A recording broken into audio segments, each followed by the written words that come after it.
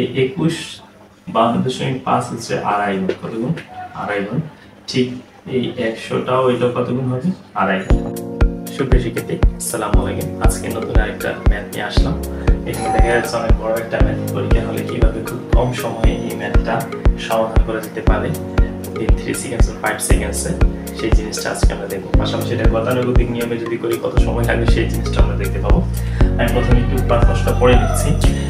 An amount of money is invested in a savings account for 2 years. It increases by 52.50 in 2 years. 2 বছরে 52.50 টাকা বাড়ে। After annual compounding at the rate of 10% per year, what is the amount invested initially?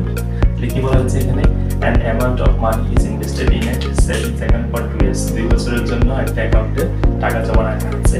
It increases by 52.5 in 2 years. 2 বছরে এটা 52.5 টাকা বাড়ে, 50 টাকা বাড়ে। After annual compounding at the rate of 10% per year. তাহলে বার্ষিক আমাদের এখানে কম্পাউন্ডিং ইন্টারেস্ট 10% হারে what is the amount invested in? কত টাকা আমরা বিনিয়োগ করেছিলাম সেই জিনিসটা জানতে চাইছিল। আমরা জানি এখানে কম্পাউন্ডিং ইন্টারেস্টের ক্ষেত্রে সেই জিনিসটা একটা সূত্র আমরা অ্যাপ্লাই করে দেখি। প্রথমে গতানুগতিক নিয়মে যদি আমরা করতে যাই তাহলে সেখানে আমাদেরকে অনেক কিছু ধরে নিতে হয়। যেমন আমার ধরে নিতে হয় লেট, যেমন প্রিন্সিপাল সমান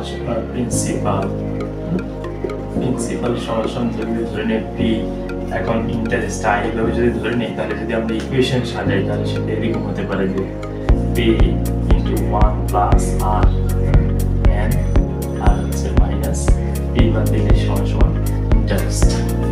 তাহলে এই জিনিসটা এখন আমরা ইকুয়েশন সাজাবো 52.5।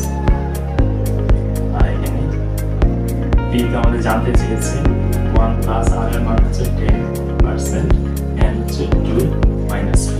এবার দেখেন তো, চিন্তা করবেন এত বড় একটা ক্যালকুলেশন, এটা কি এমসিকিউতে করা সম্ভব? আমাদের এমসিকিউতে এটা করে অ্যান্সার দেওয়া সম্ভব? এত সময় আছে আমাদের? সময় নেই। তো এই জিনিসটা আমরা এভাবে করতে পারি, এটা গতানুগতিক নিয়ম।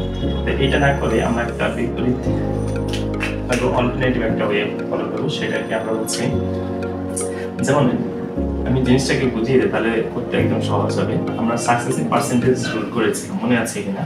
যেমন সাকসেসিভ পার্সেন্টেজ রুল, এটাকে যেমন কোনো এ প্লাস বি প্লাস মাইনাস হতে পারে এ বি টু 100। এরকম আমরা করেছিলাম যে সেখানে পার্সেন্টেজ বাড়ে এবং কমে সেটার ইফেক্ট কত, ঠিক আছে? তাহলে এই জায়গায় 10% মানে দুইবারে বেড়েছে। আমি একটু বুঝাচ্ছি আগে, পরবর্তীতে আমরা খুব কম সহজে বুঝতে পারবো। বুঝাচ্ছি, তাহলে 10% এখানেও বাড়ে প্লাস এখানেও বাড়ে, আর প্লাস যেহেতু দুইটাতে 2 বছরে বেড়েছে 100 ইন্টু 10 ইন্টু 10 ডিভাইড বাই 100। এখানে কাটাকাটি করলে 1 থাকবে আর এখানে টোটাল হবে 20, তাহলে 21%। এই 21% হচ্ছে আমার ইন্টারেস্ট রেট 2 বছরের কম্পাউন্ডিং ইন্টারেস্ট রেট।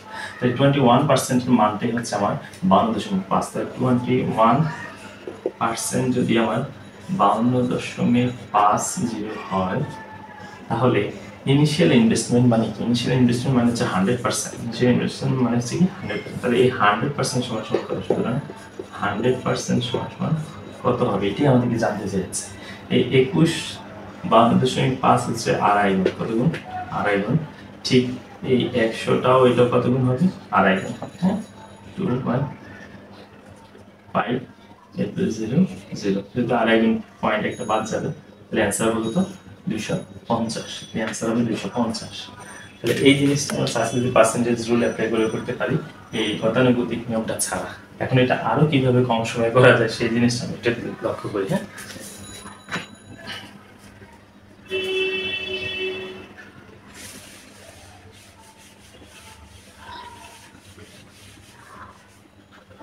এটা জানার জন্য সহজে একটা জিনিস আমাদের মনে রাখতে হবে।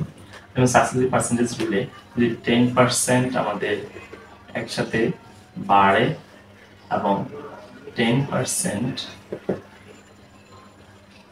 যদি পরপর 2 বছর বাড়ে তাহলে সেখানে ইফেক্ট হয় 21%।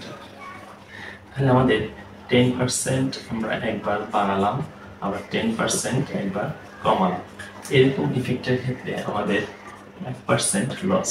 ঠিক আছে, আবার যদি দেখি আমরা 10% আমরা এখানেও কমালাম, 10% এখানেও কমালাম, এখানে আমাদের ইফেক্ট হয় 19%, 19%।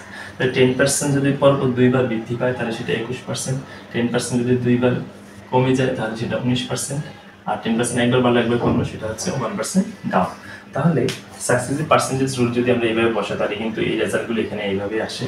তাই এই জিনিসটা যদি আমরা মনে রাখি যে পরপর 2 বছর 10% বৃদ্ধি পেল তাহলে 21% সমান এখানে কত আমার মানুষের পাই, ইনিশিয়াল ইনভেস্টমেন্ট চেয়েছে 100% কত 250 টাকা। এইভাবে আমরা খুব সহজে এই জিনিসটা করতে পারি। দেখা হবে অন্য কোনো দিন অন্য কোনো ক্লাসে। আল্লাহ হাফিজ, আসসালামু আলাইকুম।